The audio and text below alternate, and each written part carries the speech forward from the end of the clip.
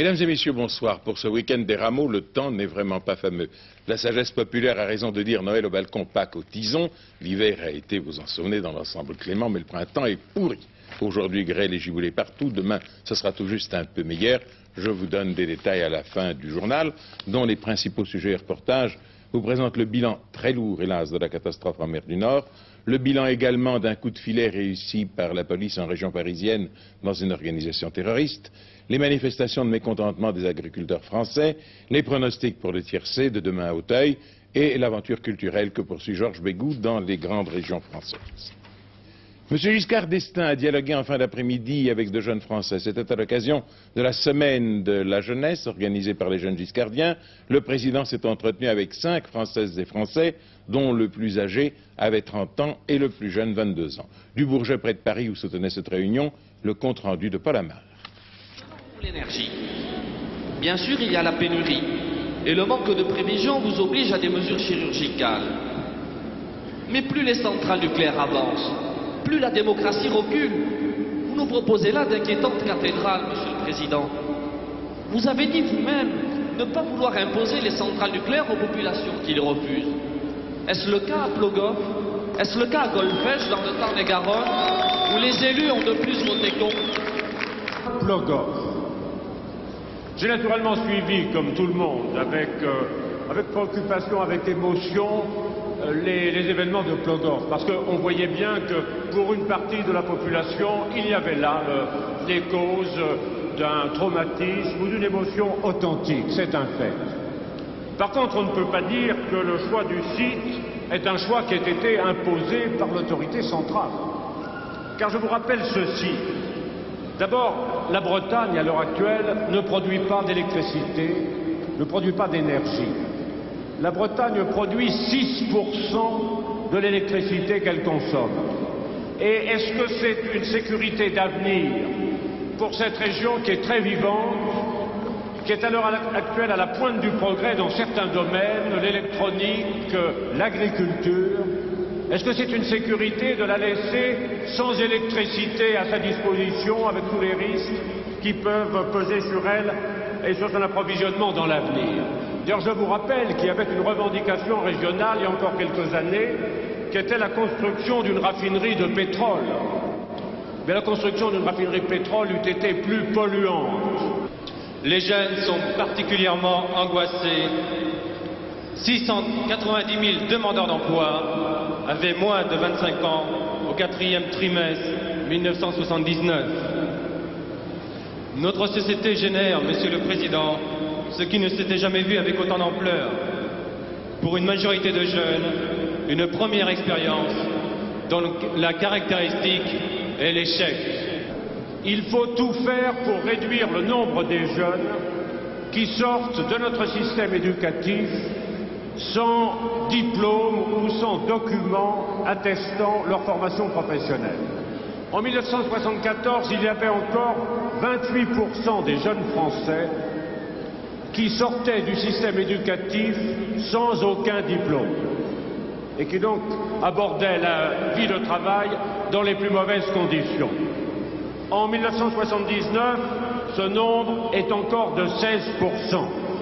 Il a donc été sensiblement réduit, mais il reste encore un assez grand nombre de jeunes qui sortent de l'enseignement sans diplôme. Alors, il faut adapter notre formation professionnelle et notamment mieux adapter la formation professionnelle aux besoins à venir de l'emploi local. C'est pourquoi il faut faire une carte régionale de la formation professionnelle remise périodiquement à jour, tous les 18 mois, tous les 2 ans, pour tenir compte des perspectives d'emploi régionales ou dans le voisinage. Deuxième idée, l'aide à la création d'entreprises ou l'aide à l'installation des jeunes. Vous savez qu'on a déjà créé le livret d'épargne manuel, mais on est en train de mettre sur pied, à ma demande, et c'est long, difficile, mais je crois qu'on y aboutira la semaine prochaine, un crédit d'équipement unique pour les petites et moyennes entreprises. Il y a dans le monde rural un organisme qui fonctionne bien, qui est le Crédit Agricole, et il faut qu'il y ait un organisme symétrique dans le monde artisanal et commercial, c'est-à-dire un organisme auquel on puisse s'adresser lorsqu'on a un problème de financement d'équipement. Je voudrais vous dire, Monsieur le Président, qu'un disque, ça coûte cher. Une place de théâtre, ça coûte cher. Une place de cinéma, ça coûte cher. Une place de concert, ça coûte cher. Vous avez dit que la culture coûte cher, et c'est vrai, vous avez été applaudi très largement par la salle. Il faut vous dire qu'elle ne coûte plus cher maintenant du fait de l'État. Car la fiscalité sur la culture a été progressivement allégée et ramenée aux taux les plus bas. Et je crois qu'il est très important que dans tout notre appareil culturel, les jeunes se sentent chez eux. Vous avez vu par exemple le résultat exceptionnel du Centre Pompidou et notamment de sa bibliothèque. C'est dû très largement aux conditions d'accès et d'accueil. Vous avez vu le succès exceptionnel de l'exposition Picasso. 1 million de visiteurs. Là aussi, les jeunes se sentaient chez eux. Donc il y a le problème que vous dites, qui est d'essayer de réduire le coût de la culture. Et il y a aussi un problème psychologique, un problème administratif, qui est de faire que les jeunes se sentent chez eux dans les lieux où est offerte notre culture. Alors après ce dialogue dont vous avez entendu un extrait, le président de la République a continué à s'adresser à ceux qui étaient présents au Bourget, cette fois-ci au cours d'une allocution dont nous vous donnons un passage. Et d'ailleurs, ce qui reste, lorsque l'on quitte le pouvoir, ce qui reste, c'est ce qu'on a fait. Ce n'est pas ce qu'on a dit, c'est ce qu'on a fait. Qu'est-ce que je cherche à faire ? 4 choses. D'abord, maintenir et faire progresser la France comme un pays de liberté.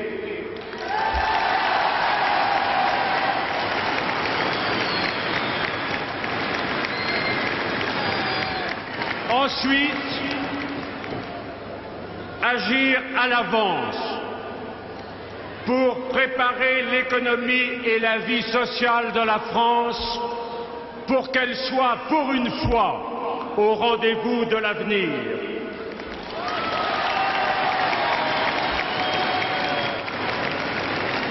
Ensuite, agir pour éloigner la guerre.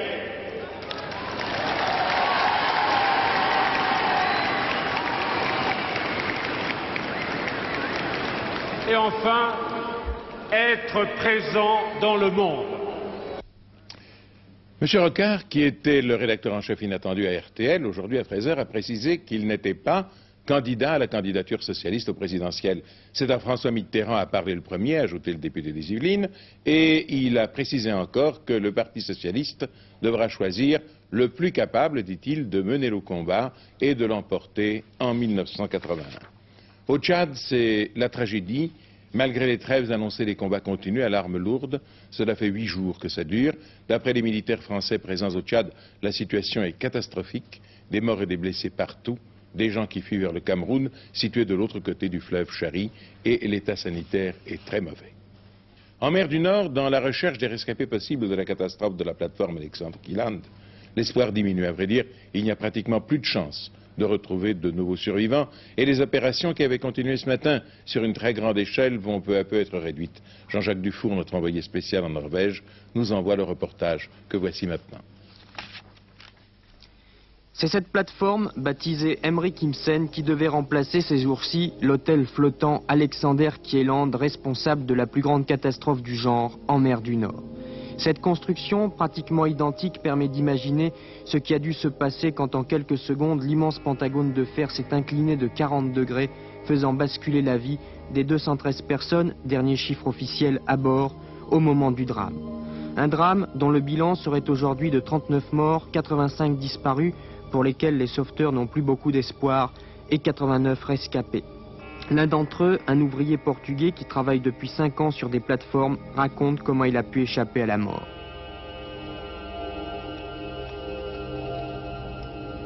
Nous ne pouvions pas tenir sur la plateforme parce que l'inclinaison était trop forte. Nous avons essayé d'utiliser le bateau de sauvetage, espérant ainsi pouvoir survivre en mer. Mais nous avons eu de sérieuses difficultés avec les câbles qui le soutenaient. Finalement, nous avons réussi, mais ensuite, par 2 fois, les vagues nous ont projetés sur les pylônes et une partie du bateau s'est cassée. Nous avons envoyé alors des fusées de détresse. Enfin, après 5 heures d'angoisse, nous avons été récupérés. Il était environ 11 heures.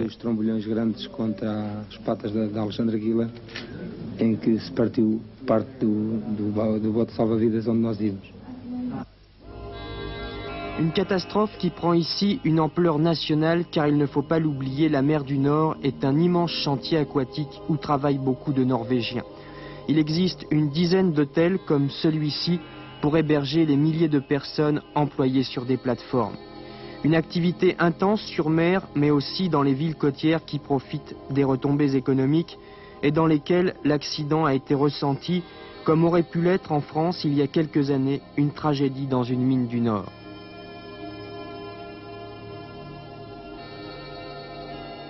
Les hôtels, les restaurants de Stavanger ont arrêté leurs orchestres et ont cessé de jouer de la musique. La radio norvégienne a joué de la musique classique toute la nuit. Ils ont fait des flashs toute la nuit, toutes les demi-heures, ainsi que la télévision à peu près. C'est très important ici, le pétrole, bien évidemment. À peu près tout le monde vit du pétrole. Les hôtels tout autant que le reste. Tout le monde y est touché d'une façon ou d'une autre. Vous avez tout le monde qui a un ami ou une famille qui est touché par cette histoire. Sur les quais de la Phillips Petroleum, on attend maintenant que les remorqueurs ramènent le pylône qui s'est détaché afin de le soumettre à une expertise. Car pour l'instant, on n'a guère d'explications à donner sur les origines de l'accident.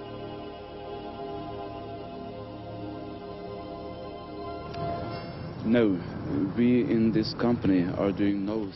ne faisons pas de spéculation. Le gouvernement a créé un comité pour faire toute la lumière et il est trop tôt pour expliquer les causes de cette catastrophe.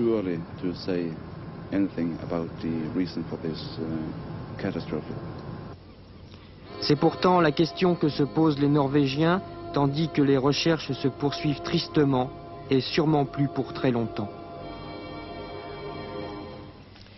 En Polynésie française, à Tahiti, on a enlevé M. Olivier Bréau, 26 ans, fils d'un homme d'affaires important et frère de Mme Sacha Distel. L'enlèvement a été réussi par une femme qui se prétendait une ancienne camarade d'études de M. Bréau. La rançon demandée par elle est de 10 millions de francs à peu près, c'est-à-dire 1 milliard ancien et payable en dollars.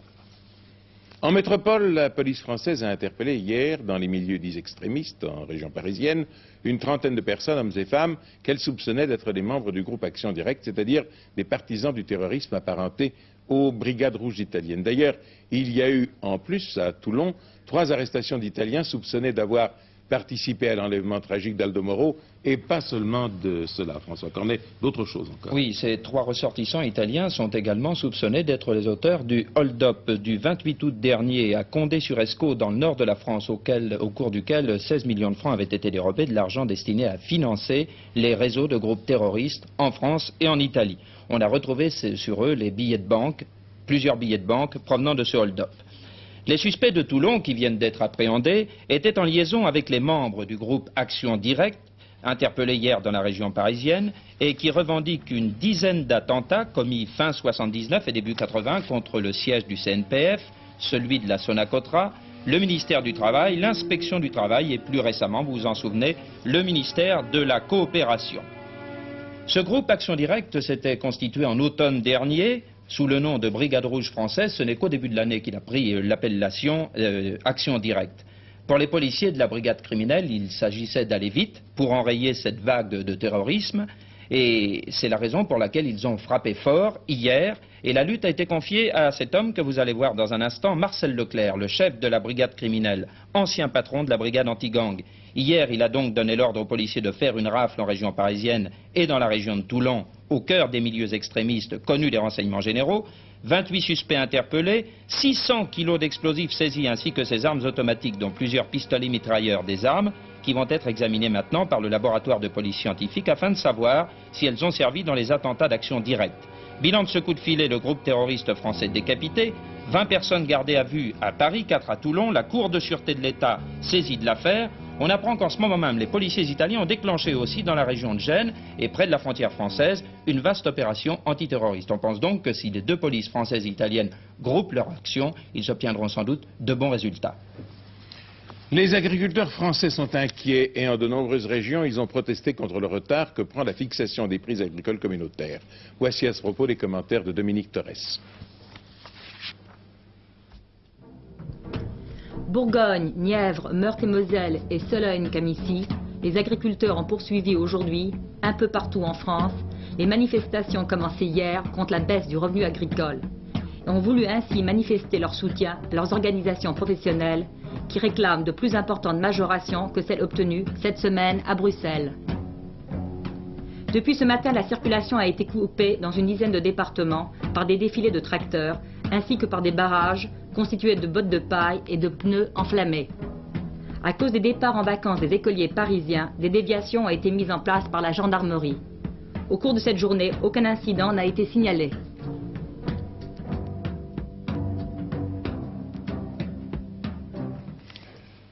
Samedi dernier, ici même, nous vous présentions un reportage de Pierre Fauque sur les nombreuses difficultés des Français musulmans, dont celle de ne pouvoir circuler à leur gré entre la France et l'Algérie. Or, un geste vient d'être fait par l'Algérie, dont l'ambassadeur en France, M. Sanoun, vient d'annoncer aux représentants du mouvement de rapatrier le recours, la décision des autorités de son pays de laisser désormais circuler librement en Algérie tous les Français musulmans âgés de moins de 30 ans. À la suite de nombreux contacts que nous menons avec les autorités algériennes depuis plusieurs mois et à la suite de la campagne de sensibilisation, notamment celle d'Antenne 2, nous avons obtenu officiellement que la libre circulation soit décrétée entre l'Algérie et la France au profit de tous les enfants, fils et filles de Français musulmans, donc de harkis, qui pourront maintenant retourner en Algérie, voir leur famille ou s'y rendre pour n'importe quelle raison. L'ambassadeur d'Algérie nous a d'ailleurs précisé que toute disposition avait été prise au niveau de tous les consulats d'Algérie en France pour que toute facilité soit donnée à ces enfants de Français musulmans. Cette mesure est significative, d'autant qu'elle a été donnée en primeur à des représentants de rapatriés, et cela laisse penser que le rétablissement du rapprochement franco-algérien que nous souhaitons est en bonne voie. Tant mieux, mais on peut souhaiter que cette mesure soit rapidement élargie aux Français musulmans de toutes les générations. Le maréchal Tito est toujours dans un coma quasi permanent, bien que la pneumonie montre des signes persistants d'apaisement. Le Shah d'Iran a subi hier au Caire l'opération de l'ablation de la rate. Selon le spécialiste américain qui l'a opéré, l'ancien monarque pourrait quitter l'hôpital dans 10 jours. Alors, Iran même, il ne semble pas que les otages puissent être fixés sur leur sort avant le mois de juillet, date à laquelle le nouveau Parlement iranien pourra seulement commencer à légiférer, disons à prendre des décisions. Les otages sont détenus depuis le 4 novembre 1979, ce qui leur ferait au minimum 9 mois de détention. Les États-Unis sont assurés de conserver leur base militaire en Turquie pour au moins 2 ans encore. L'ambassadeur américain à Ankara vient en effet de signer avec le ministre turc des Affaires étrangères un nouvel accord de coopération permettant à Washington d'utiliser 5 bases militaires en territoire turc. Depuis le départ des forces américaines d'Iran, la Turquie reste le dernier territoire dans cette région de l'Asie mineure où l'armée américaine peut encore stationner. L'intervention soviétique en Afghanistan a poussé le gouvernement turc à accorder cette autorisation aux États-Unis. Le président Carter a réaffirmé hier soir avec force son opposition absolue à la participation de sportifs américains aux Jeux Olympiques de Moscou. S'il le faut, il ira même jusqu'à faire confisquer leur passeport aux athlètes qui voudraient aller en URSS participer aux Jeux. Les rapports américano-soviétiques sont de plus en plus difficiles. Le monde où nous vivons est de plus en plus difficile. Partout des fissures, des combats, des morts. Dans un tel contexte international, il est essentiel de pouvoir connaître l'opinion véritable des États-Unis, leur appréciation, par exemple, des risques d'un conflit. Eh bien, après-demain, lundi soir, carte sur table, l'émission de Jean-Pierre Elkabbach et Alain Duhamel a pour invité M. Cyrus Vance, qui est exactement l'homme qui sait la position américaine et mieux que quiconque, puisqu'il est le secrétaire d'État, c'est-à-dire le ministre des Affaires étrangères des États-Unis d'Amérique. Pas facile. Pas facile de devoir succéder à Henry Kissinger. Kissinger brillant, spectaculaire, théâtral, Cyrus Vance tranquille, discret. Mais ce n'est pas un nouveau venu qui prend la relève au Proche-Orient face au président Sadat et aux dirigeants israéliens et qui les emmènera jusqu'à Camp David. Depuis John Kennedy, Cyrus Vance est dans la mouvance de la Maison-Blanche avec Johnson, Nixon, Ford, au secrétariat à la Défense, puis au département d'État. Envoyé spécial de par le monde, il est aussi, à Paris, l'un des principaux négociateurs américains pour la paix au Vietnam. Un négociateur opiniâtre. Il faut savoir où l'on veut aller, dit-il. Ensuite, il suffit de creuser son sillon jusqu'au bout. Cyrus Vance à Téhéran, avec le Shah d'Iran. Cela, c'était au temps des fastes. Il reconnaît aujourd'hui que tout le monde pressentait que quelque chose allait se passer dans ce pays, mais il demande aussitôt qui pouvait prédire la direction que les événements allaient y prendre. Et Léonid Brejnev, l'interlocuteur au temps de la négociation sur la limitation des armements stratégiques, est devenu une énigme depuis l'arrivée des blindés russes à Kaboul. 78, Pékin et Washington échangent des ambassadeurs. 6 ans ont passé depuis la visite historique du président Nixon, mais Cyrus Vance n'est jamais pressé. Sa devise pourrait tenir en un mot: patience, toujours la patience. C'est l'homme qui parle au nom du président Carter et des États-Unis d'Amérique, un homme clé dans les tensions de notre temps. Alors, après ce carte sur table avec M. Cyrus Vance, un carte sur table exceptionnel, il faut bien le dire, vous suivrez lundi le 2e volet de l'enquête d'Yves Goumeau sur la radiologie et qui concerne directement votre santé. Les examens radiologiques que nous passons sont-ils bien exécutés? Toutes les précautions sont-elles prises pour nous irradier le moins possible et pour obtenir le meilleur résultat médical souhaitable? Alors, réponse dans question de temps, lundi soir, présentée par Louis Berriot. Une grande soirée par conséquent. Nous retournons en Amérique pour de l'automobile. Demain soir à Long Beach, en Californie, Grand Prix des États-Unis de Formule 1. C'est le Français Didier Perroni au volant d'une Ligier qui a accompli le meilleur temps aux premiers essais. Le représentant permanent d'Antenne 2 en Californie, Claude Guénière, vous présente l'ambiance à Long Beach avant une course qui ne se déroulera pas en circuit, mais en ville, un peu comme le Grand Prix de Monaco. Sans doute, mécaniciens et pilotes de Grand Prix n'avaient eu à travailler dans une telle ambiance. Au rythme de la musique disco, sous les jambes musclées des majorettes, Fittipaldi, Jabouille, Scheckter et les autres, avec leurs mécanos, remontaient les voitures arrivées la veille par avion. La nuit, les organisateurs avaient installé des chaises, des tables, mis des barrières, construit une estrade, apporté du champagne et des petits fours, et à 20 francs l'entrée, ouvrait l'atelier au public. Mais dans ce pays, tout est entreprise privée. Il n'y a pas de subvention, pas d'impôt pour le contribuable, mais 300 volontaires et une association qui fait tout voir et tout payer.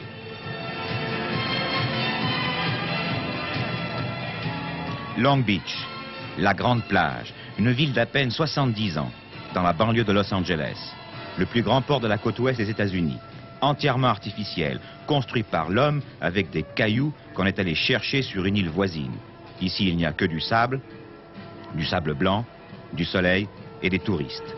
Et depuis 5 ans, un Grand Prix qui compte pour les championnats du monde. L'Amérique est le seul pays à avoir 2 Grands Prix, un pour la côte est, Watkins Glen, un pour la côte ouest, Long Beach. Et les pilotes dimanche vont courir sur une nappe de pétrole. Car Long Beach, c'est aussi un des premiers producteurs de pétrole des États-Unis. Pour cesser de creuser au milieu des rues, des parcs et maintenant du circuit, on a construit des îles artificielles. Sur les rochers, on a mis du sable et replanté des palmiers adultes. Un système d'irrigation venu de la terre les alimente en eau fraîche. Des cascades d'eau de mer dégringolent de murs en béton aux formes arrondies. Et ce qui semble des immeubles sont des derricks qui vont chercher le pétrole sous la mer, mais aussi sous la ville. Sur cette seule île, il y a 160 puits. Du producteur au pilote de Grand Prix, l'essence ne fera pas un grand chemin. On fait pourtant toujours la queue aux pompes en Californie. Et l'on ne peut être servi qu'un jour sur 2. Long Beach, c'est aussi McDonnell Douglas, un des plus grands constructeurs d'avions du monde. On nous recevra avec des chiffres à la manière américaine. Sur le dernier modèle, 400 000 vis classiques ont été remplacées par des vis en titane plus légères. Gain 240 kg, soit 2 passagers et demi. Un passager, 100 000 $ par an. 2 passagers et demi, 250 000 $. Sur 20 ans d'exploitation, plus de 2 millions de francs. Avec Jacques Lafitte au volant d'une limousine, nous ferons le circuit. Une longue ligne droite le long de la mer, avec au fond le Queen Mary, le transatlantique britannique vendu aux Californiens il y a 15 ans et transformé en hôtel flottant et en musée de la mer. Le musée a été réalisé par Jacques Cousteau. Ensuite, des virages autour d'immeubles comme à Monaco. Le circuit lui-même, comment il est difficile? Je veux dire, fatigant, il faut une puissance physique? Non, c'est pas un circuit très fatigant, parce qu'il y a cette grande ligne droite qui permet de se reposer. Alors ça, c'est important. Mais effectivement, on passe beaucoup de vitesse, mais si on veut on le compare toujours à Monaco, puisque c'est en ville, à Monaco, on n'a pas un moment de répit, alors qu'ici, cette ligne droite nous permet de souffler, voir un peu ce qui se passe dans la voiture. Et on passe moins de vitesse qu'à Monaco quand même. Et l'organisation, comment ça se passe? Parce que finalement, c'est une organisation américaine, c'est-à-dire c'est bien. La sécurité est bonne, il y a tout ce qu'il faut pour nos sécurités. Alors, les Américains donnent Ligier comme favori, qu'est-ce que vous en pensez? Ils sont gentils, ils ont un peu raison parce que la voiture a marché très bien les 3 premiers Grands Prix. Et puis, je crois qu'on a toujours été vite sur des circuits très sinueux. Donc ils sont, c'est bien. Comme favori aussi, Jacques Laffite nommera son ancien camarade d'écurie, Patrick Depailler, victime d'un accident de deltaplane, de retour sur Alfa Romeo, depuis 4 ans toujours classé dans les 5 premiers à Long Beach. Les Américains découvrent la France automobile. René Arnoux sur Renault mène le championnat. Il y aura 7 pilotes français en course et 2 écuries, Ligier et Renault, qui ont pris les 3 premières places en Afrique du Sud. Hier au cocktail, tout le monde cherchait les Frenchies. Course, un grand week-end dans 2 volets. D'abord, cet après-midi, s'est disputé en Angleterre le célèbre Grand National Steeplechase de Liverpool. Vous l'avez, je pense, suivi grâce aux commentaires de Thierry Roland. La course a donné lieu à d'innombrables incidents. En voici un résumé. Le parcours était long de 7200 mètres, hérissé d'obstacles qui n'ont l'air de rien mais qui sont très durs aux jambes des chevaux quand ceux-ci ne les franchissent pas et tapent dedans. Ce sont de hautes haies faites d'un cadre de bois que l'on enrobe de feuillage et d'herbes diverses.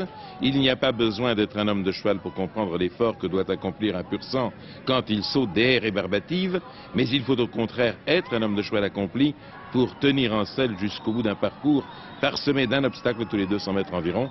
Et encore, n'est-ce pas du tout garanti? Il faut aussi de la chance. Les chutes furent nombreuses dans celles des favoris et la victoire devait revenir, sautant ici la dernière haie, en casaque verte avec quelques parements blancs, à un amateur, M. Fenwick, banquier américain, en selle sur Ben Nevis. Le cheval était à 40 contre 1, il a gagné de 20 longueurs, complètement ralenti d'ailleurs après la dernière haie, car les adversaires étaient très loin. Un exploit sportif indubitablement, et demain à Auteuil, un autre steeplechase spectaculaire, le prix du président de la République sur des obstacles si sévères qu'on les appelle les juges de paix. M. Giscard d'Estaing assistera à la réunion et c'est la première fois depuis M. René Coty qu'un chef de l'État se rend à Auteuil. M. Giscard d'Estaing a invité le roi du Maroc, grand amateur de sport hippique. Nous transmettons la course en direct à 15h55. Alors comment se présentent les choses? En selle, Pierrette Bresse. Malgré les 300 000 francs de prix au vainqueur, c'est un prix du président de la République qui n'a que la valeur d'une course à handicap très moyenne. En effet, les 18 concurrents qui composent le lot de ce tiercé n'ont pas la classe des candidats que nous avons l'habitude de retrouver dans ce style d'épreuve. Malgré tout, la course est intéressante car il s'agit tout de même d'un parcours long et difficile. Les chevaux devront parcourir 4700 mètres en sautant tous les gros obstacles d'Auteuil. Il n'y a pas de grands favoris et même les petits poids peuvent s'imposer. C'est donc un tiercé difficile à déchiffrer. Avec Nucladeno et Nouriland, Jean Doumen possède 2 sérieux atouts. Ça veut dire que c'est un véritable... J'ai une préférence pour Nouriland. Qu'est-ce que vous en pensez? C'est un très bon serviteur. Il vient de montrer une très bonne forme en haie, là, en battant l'Hélios, ce qui est encourageant, vous me direz. Mais enfin, en steep, il n'a pas conclu une aussi grosse course. Seulement, je le vois aussi à l'arrivée, de par sa bonne forme. Et puis, il a une course qui est très bonne et meilleure qu'elle n'a paru même à l'arrivée. C'est le prix Georges Courtois, où il est 4e tout près du 3e. Et il est venu sauter la dernière haie avec les chevaux de tête. Et sans se référant là-dessus, on peut lui voir une bonne chance. Et Nucladeno? Nucladeno, le terrain risque de le gêner, mais il ne faut pas oublier qu'il était 2e d'un président de fondeur. Mais actuellement, il est moins bon qu'il n'a été à 5 ans. À 4 ans, il y a 5 ans. Nouriland, vous l'avez entendu, Jean Doumen semble assez confiant. Nouriland sera la base de ma sélection. Échiquier est dans une forme superbe, The Plus est un sauteur extrêmement sûr. Lugaro, c'est le candidat dont on parle beaucoup à Maison Lafitte. Il a une bonne chance à condition que le terrain ne soit pas trop lourd. Worm a été préparé soigneusement et il me plaît beaucoup comme outsider. Spello vient de démontrer qu'il était en gros progrès. Reasonable Choice pourrait bien être la surprise de cette course. Nucladeno et Pinot termineront mon choix. Je vous rappelle leur numéro 5, 2, 10, 4, 11, 12, 3 et 15. Et bon, on verra cela en direct demain à 15h55. Une dépêche qui vient de me parvenir, 20h25, N'Djamena, la capitale du Tchad. Les locaux de l'ambassade de France ont été rapidement évacués au début de cet après-midi et ces services sont en cours d'installation dans l'enceinte de la base militaire française où ils continueront, dit la dépêche, à fonctionner normalement. Cette décision a été prise en raison de l'interruption dans la matinée des liaisons télégraphiques avec Paris. Le temps pour demain, eh bien, il sera plus frais, le ciel sera variable, des éclaircies alterneront avec des passages nuageux, les averses ou giboulées se localiseront de la Manche orientale aux Vosges et aux Alpes du Nord, les éclaircies seront durables dans l'ouest et près du golfe du Lion, les vents de nord-ouest resteront forts près de la Manche, modérés ailleurs et dans le midi, Mistral et Tramontane. À 23h40, Gérard Holtz vous donnera les dernières informations de la journée. Demain, si tel est votre choix, nous avons deux rendez-vous, à 12h45 pour Antenne de Midi et à 20h pour cette même édition du journal télévisé. Bonsoir, merci.